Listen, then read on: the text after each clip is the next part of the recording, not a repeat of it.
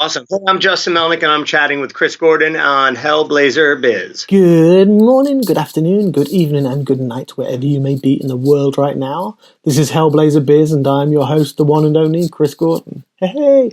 Thanks all for tuning in, whether it be on iTunes, YouTube, Podbean, BuzzFeed, TuneIn.com, Spotify, or Google Play. I welcome each and every one and express my gratitude to for the support. Can't even get my words out. I'm that grateful. For those of you, for the SEAL teamers as well, I'll thank you at the end, but thank you so much for the support you're showing. And please, what an amazing fandom to be a part of. I've got to say, it's probably one of the best ones I've been in with terms of welcoming and just general integration and interactions. You are amazing people. Thank you so much. So this week's guest is exciting for me, and I'm sure it's exciting for you too. Currently on my favourite TV show out there, he is Brock. He's actually a former police officer and canine handler too, and he's now kicking ass on screen. So without further ado, I introduce to you Justin Melnick.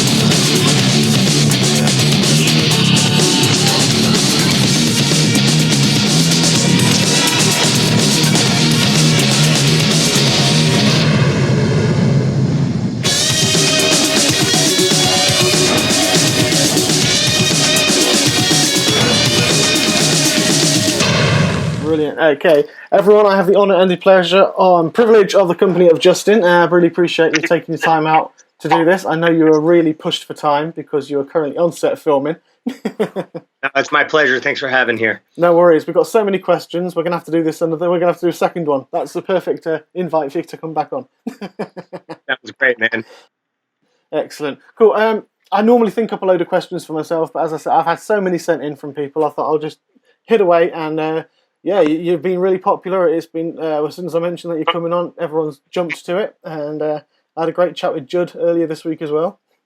Oh, fantastic. I love Judd. He's the best. And Neil's just accepted. He told me to message him as well, so hopefully I might be able to schedule Neil too. Amazing. I'm going to capture you all, like Pokemon. Good, man. Excellent. So I'll break straight into the questions because I know you had hard, so I can get as many before you have to run as possible. So apologies for those who've sent them in. I'll keep them all, and then hopefully Justin and I can talk in later time. Brilliant. So Melsan has just started on. Do you enjoy playing Brock and also having Dita with you, and with the other actors? I mean, it's like a dream come true, Some kids grow up idolizing Superman or Batman. For me, I always idolize these guys. Being able to portray a Navy SEAL on camera is one of the greatest gifts anyone has ever given me. Just the cherry on the cake is being able to come to work with my best friend every single day. So she's with me at work. She's with me at home. It makes it so incredible.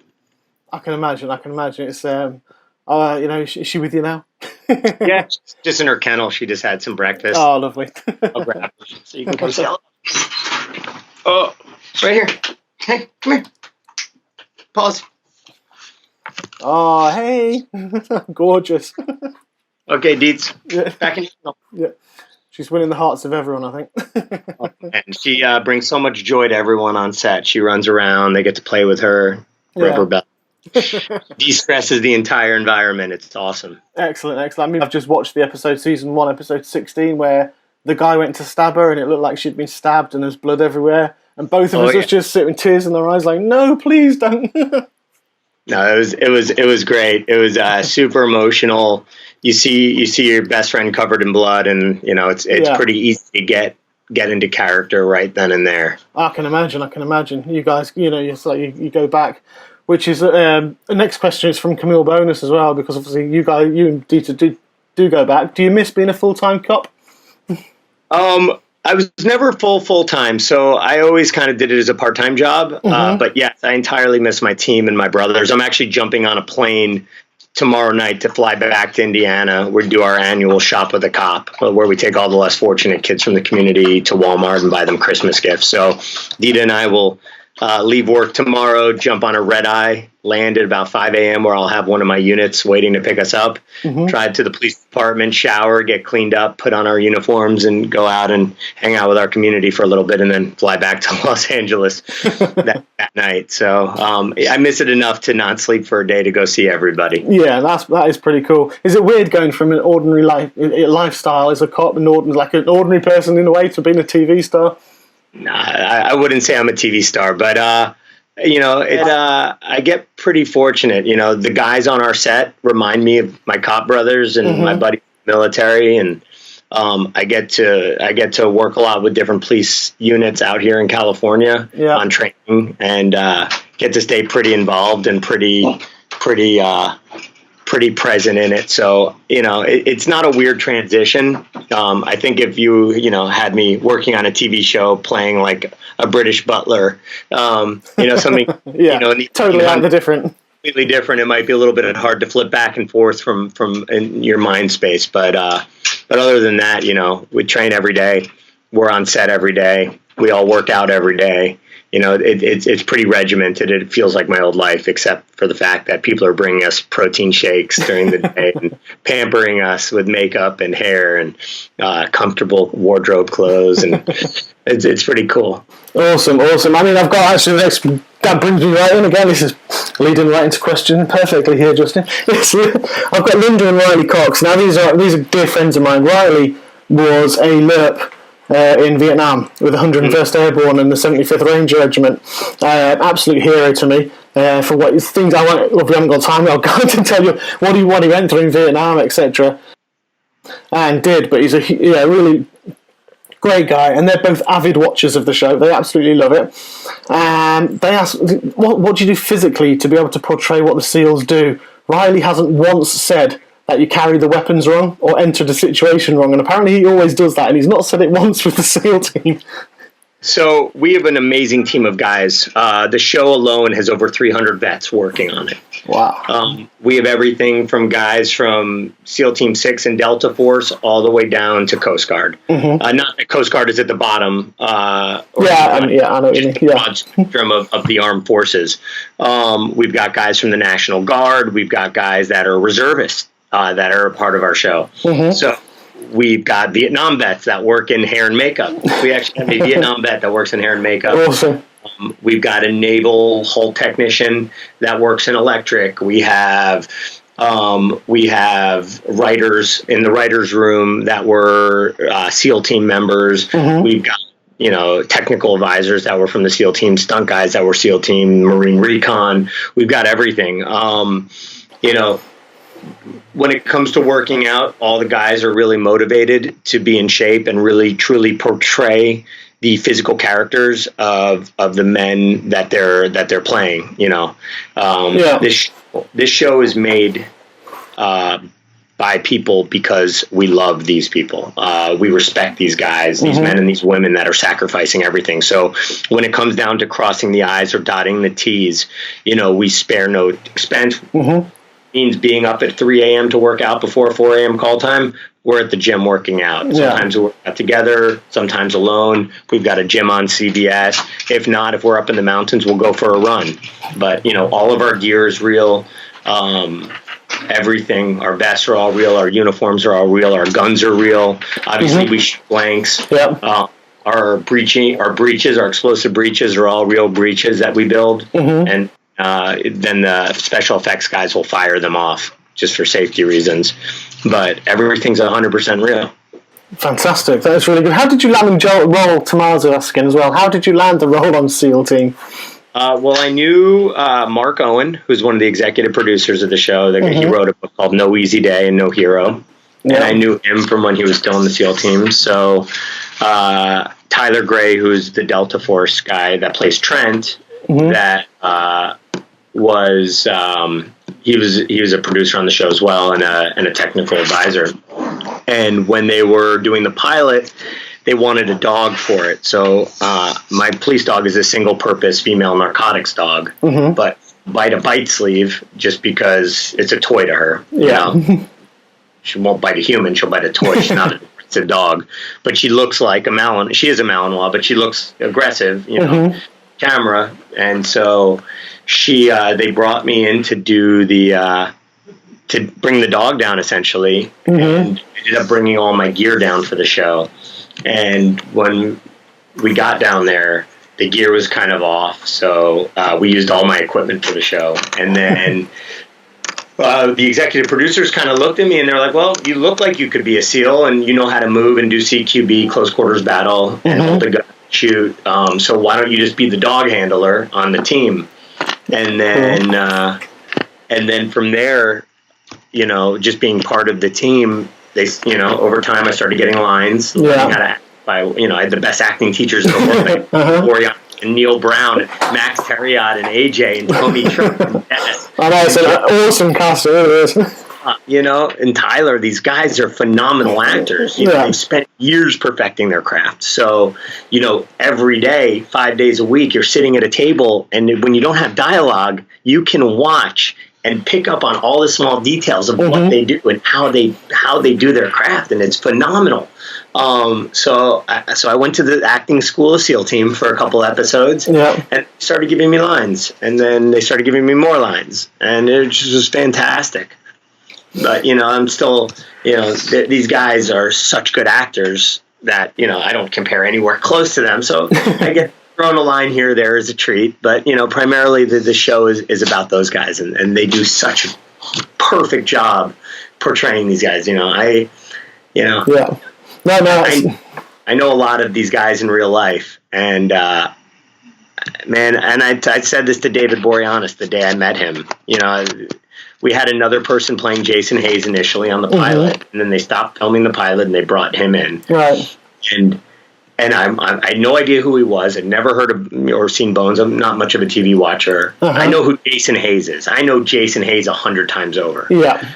And I'm sitting there, and I'm on the monitors behind the director, and I've got my little contacts in, and I'm listening, and it's a scene with him and Jess Pare after we killed the bad guy when we were supposed to bring him back alive. He's apologizing. I'm getting goosebumps right now.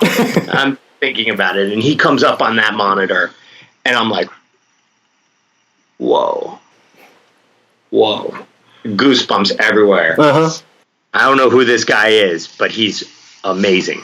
He crushed it. And the show is really, to me, capturing the ideas. Like, we want to tell the story of what these guys go through, the sacrifices these men and women make. Their job could be dangerous. They could get hurt, but let me know. Let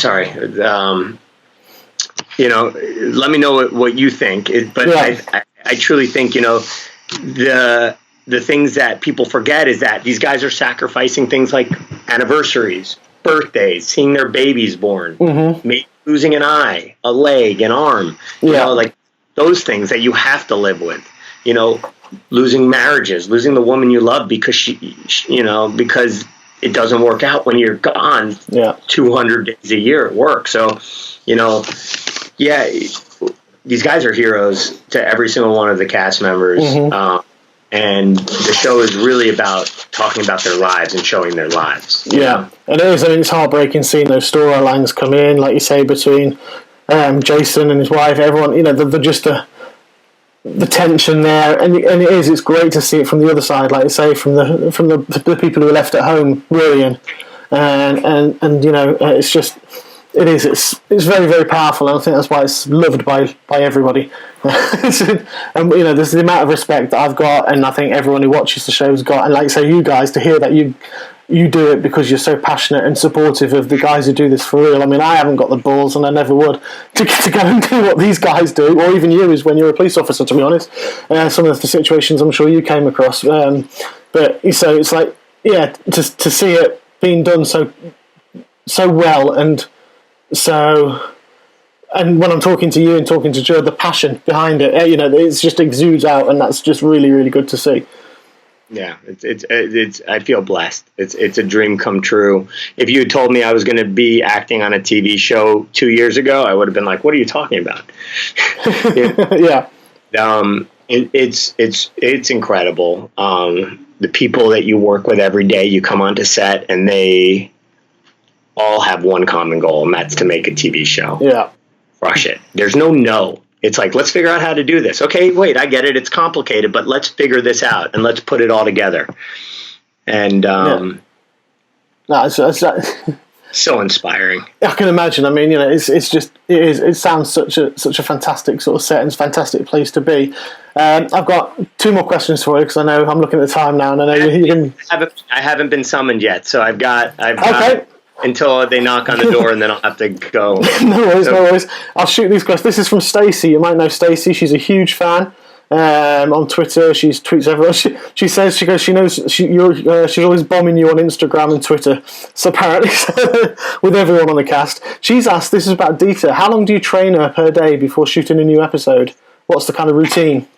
Zero training per episode. Every day we train in some capacity, whether it's obedience-based stuff or fetch, or narcotics detection training. But when we're on set, if it's an episode where she finds a booby trap or an explosive device, all we're doing is we have cotton balls that have been imprinted with narcotic odors. So we'll jam those cotton balls up into the device. I'll send her out on a search.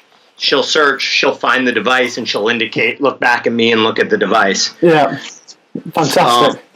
If it's climbing a ladder, all I'll do first is inspect the ladder myself. I'll climb it. I'll make sure it's strong and sturdy. I'll scout the area for broken glass, nails, or anything that could have come off of construction. Yeah. And that episode where she climbed that ladder to jump through that window, that was one take. One time. Wow. And we did it the second time with the camera on her back. Fantastic.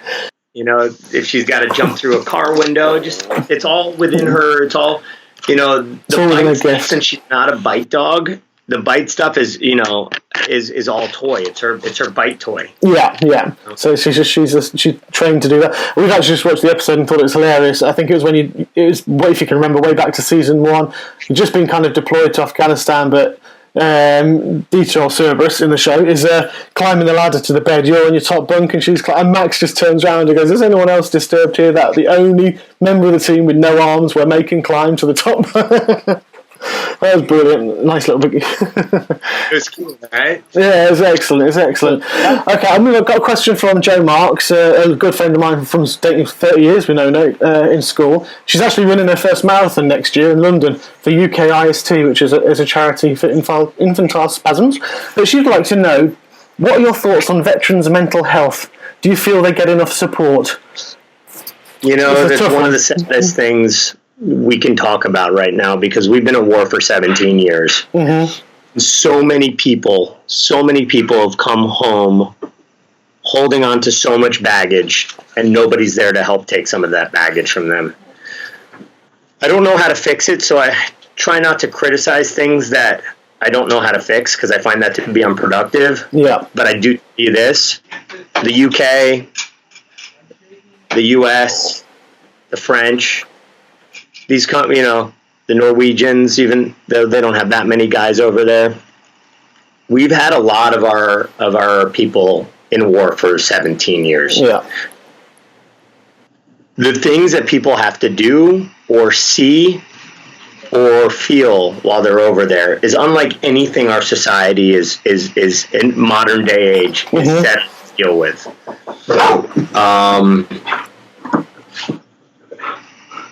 Yes, the answer to your question is, I think we can always do more. Yeah. I think we owe it to the men and women that have been deployed.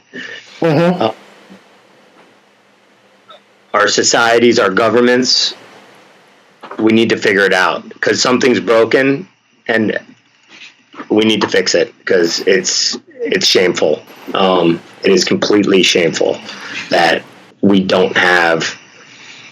During World War II, guys had 3 months, 4 months. They'd go to the battlefield, they'd fight, and it was way more treacherous. But then it would take them almost a year to get home. But that year, you'd be on a boat for 3 months, and you could talk to your boys about it. You could talk about what you saw, what you went through. With someone else who's experienced it. I remember when I was in Afghanistan, one of the first lieutenants that was with the unit that I was taking pictures for was on leave, and he was going to Australia. And literally, we had a suicide bombing hit our compound that we were staying in. We were on an air assault, thank God, when that happened. Otherwise, we would have all been dead. Killed like 20 or 30 Afghanis. The 2 Americans left on the post were injured, but walked away from it okay, but injured, like had to leave that compound to go to a bigger base for medical care, but physically didn't lose any arms, no shrapnel, just overpressure and stuff like that. But man, within picking up body parts and securing the location, mind you, when that happened, we were on a mountainside of we were probably 30 Americans and 15 Afghan police and 60 Taliban fighters, 1,000 feet below us in the wadi trying to attack us and position us. And thank God we had air coverage. They set some F-16s on station, which dispersed everybody. To coming back to the compound, picking up body parts, to him being in Sydney, Australia, sending me a Facebook message being like, "Hey, do you know anybody here that can show me around?" That's modern day technology. Hey, Kennel. That was a very long-winded answer. No, it's a good answer. It's something that's and it's all of our responsibilities to try and help. It is, definitely. I mean, I see too many over here on the streets, living on the streets, because they've got no one and they're just shunned, and it's horrible. It really is. I think, you're right. Society, we need to do more, and we need to get together more and do this for these guys who've given everything for our country. And I'm going to ask you my signature question before I go, and then I've saved all the others, because there's loads more questions for you here, Justin. So I'll save these for when you come back on. Okay, this one's a totally off the wall. I had a guy on the show last year who was worked with Jim Henson and the Muppets for 30 years. Yeah. And someone sent the question for him, and I thought that's such a cool question. I'm going to ask everybody. So, if you could have a Muppet created after you, what Muppet would it be and why? It can be an existing one or a new one. I asked Judd. Judd thought it was hilarious. It's completely off the wall, freaked out question, I know. If I could have if I could be any puppet or create a new puppet? You can create a new Muppet, puppet, whatever, yeah. I don't know, man. I'm sure if I sat down and really thought about it, I could maybe create a Muppet, but I say why fix what's not broken? And the Cookie Monster is just the one that describes me. I love my cookies. Fair enough, cookies, yeah. Great cookie right here. The cinematographer of the show, his wife baked these cookies for us. Oh, nice. Oh, they are awesome. Oh, yeah. It's taking all my self-control not to nibble on it because it is so cool. Excellent. Anything, I'm going to let you go. See how you're going to get called out. Is there anything you'd like to say to people who are listening and watching before I do sort of stop the recording for this, Justin? Yeah, thanks. Thank you guys for being so loyal and supportive of the show. It's a great opportunity to be part of. It's a wonderful opportunity to be able to show what such a secretive group of people get to go through, so that the world can kind of know that they're not immune to hardships of normal life, and keep tuning in. And we love your support and your feedback. Thank you so much, Justin. I really appreciate that. I know it's a very short time frame to get this out, so I really do appreciate it. And all you SEAL teamers out there who've supported me and continue to do so, thank you so much. I hope those who sent questions in and got them asked are happy with the answers and it's pleased you. Please do help me reach the other cast, as I would love to chat with them on my show and discuss your questions as well and get some answers and have some good conversations. Anyway, this has been Chris Gordon with Justin Melnick of SEAL Team on Hellblazer Beers.